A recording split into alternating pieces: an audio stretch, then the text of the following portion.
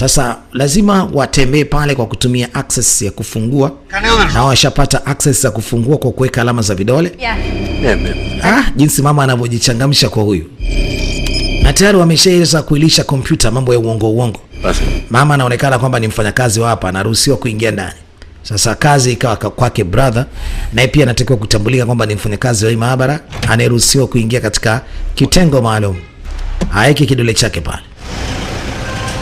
Wakati ule kuna wengine nao pia wanaingia kwa njia za magari bila kufahamika kwa chochote. Molo, por favor. Oya Molo, please. Don't make too much mess. Anaambiwa akiingia huko ndani asisababishe mbaya sana. Huyu bwana anaonekana kuwa ni mfanyakazi na tayari anasomwa, na pia anaruhusiwa kuingia ndani.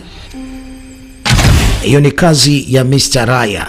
Yeye ana uwezo mkubwa wa kudanganya kompyuta yote ile iliyopo duniani. Mradi tu aipata access yake, na anaipata. Akishajua location tu na mifumo inayotumika, basi ushaingiliwa katika kompyuta yako, chochote kile kinawekwa hapo. Sasa huu ndio mpango ambao wao wanaufanya, na jamaa kule anaendelea kutega mabomu. Ameshaambiwa asiharibu sana, lakini huyu jamaa amekuja kuharibu. Hapo tayari kuna gari imeshaandaliwa, mpaka gari hiyo itakapoweza kuwa sawa wachomoke nayo. Hapa kuchomoka ni lazima, na kuondoka na mfumo mzima ama material ya utengenezaji wa dawa ile.